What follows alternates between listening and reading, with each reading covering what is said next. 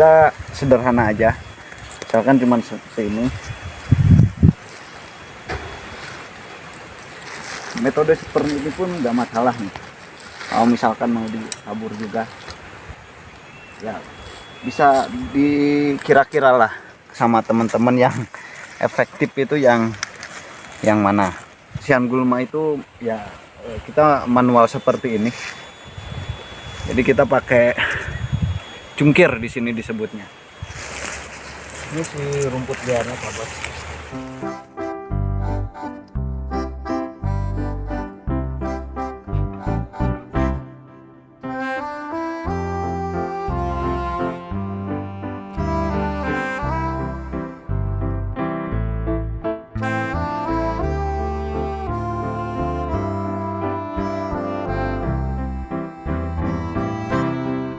Selamat siang sobat rumah GWF, panjang umur, hal-hal baik, panjang umur, pertanian. Seperti biasanya ini kita sedang perawatan rumput odot super, yang mana kita sedang melakukan pembersihan gulma. Jadi si rumput liarnya ini, kalau saya untuk saat ini lebih ke mewajibkan ya untuk pembersihan gulma dalam satu periode.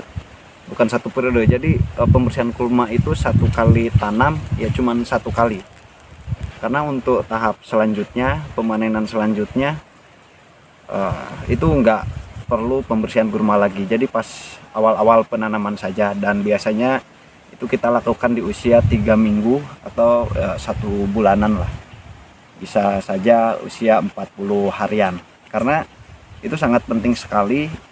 Kalau misalkan tidak dibersihkan gulmanya, itu bisa menghambat proses pertumbuhan. Jadi si pupuknya itu malah nanti diserap sama si rumput liarnya. Usia rumput odot ini kurang lebih usianya sekitar 1 bulan ya. Jadi si rumput odot setelah kita bersihkan gulmanya, terus nanti kita sama. Jadi treatmentnya kita beri pupuk ya. Dan ini kita bawa pupuk juga. Jadi kalau misalkan untuk pemupukan ya kita sederhana aja, misalkan cuma seperti ini. Ini sangat simpel.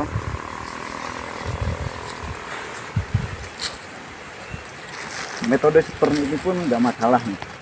Kalau misalkan mau ditabur juga, ya bisa dikira-kira lah sama teman-teman yang efektif itu yang mana.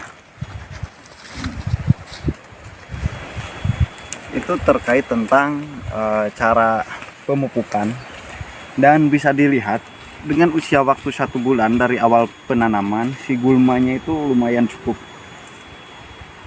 banyak.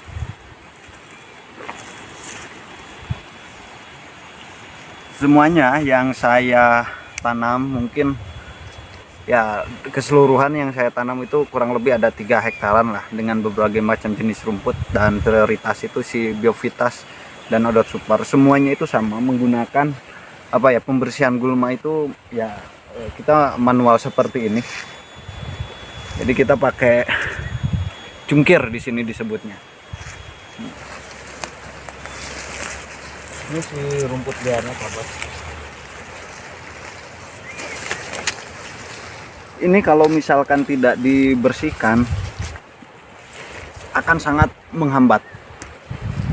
Artinya kalau misalkan dipupuk pun tapi tanpa dibersihkan si rumput liarnya terlebih dahulu, otomatis ya kemungkinan terbesarnya akan diserap oleh rumput liar, karena ini kan masa-masa pertumbuhan. Terkecuali nanti nih setelah panen pertama terus kita kasih pupuk lagi, itu biasanya si rumput liarnya udah kalah, kalaupun tumbuh tapi nggak banyak seperti ini.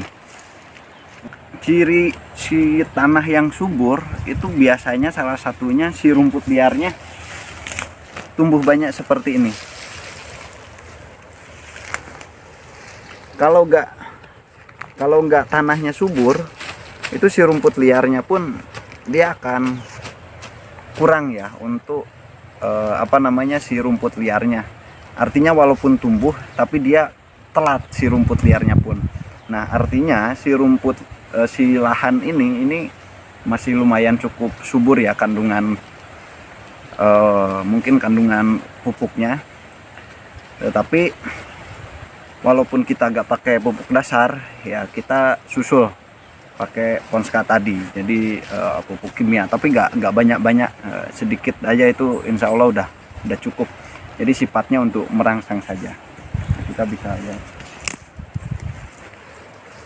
Nah kalau yang pinggir-pinggirnya seperti ini, kita tanami, ini disebutnya telo Papua, singkong Papua atau hui Papua. Jadi dari pinggir sini kita kasih kita tanam telo Papua, dan untuk di pinggir-pinggirnya pun ini kita sudah kasih, maksudnya sudah kita tanami ini kaliandra. Pokoknya di pinggir-pinggiran memanfaatkan lahan bisa ditanam kaliandra, indigo vera, gamal, pokoknya sejenis legum itu insya Allah. Jadi kandungan proteinnya cukup tinggi, jadi insya Allah biar lebih produktif, dan juga si ternaknya itu kan kalau misalkan full rumput-rumputan hanya sekedar serat saja, jadi kurang bagus. Makanya kita tanam telo Papua dan juga ini si kaliandra. Ini jeruk limau. Jadi si jeruk limau ini sebelumnya udah ada ya, sebelum saya tanam rumput Odot Super ini, si jeruk limaunya udah ada ya. Bisa lah sahabat rumah GWF tumpang sari juga dengan jenis tanaman lain yang memang sekiranya menghasilkan juga, karena ini tidak begitu mengganggu untuk si jeruk limau ini. Kalau misalkan ada bibitnya mungkin ya saya bisa tanam jeruk limau lebih banyak lagi, tapi di samping itu juga kita tanam ada nih alpukat.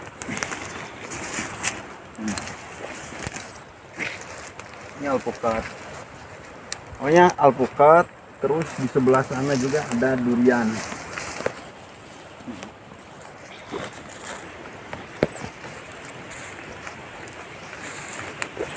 Kita tanam durian juga. Ini Pak Bos.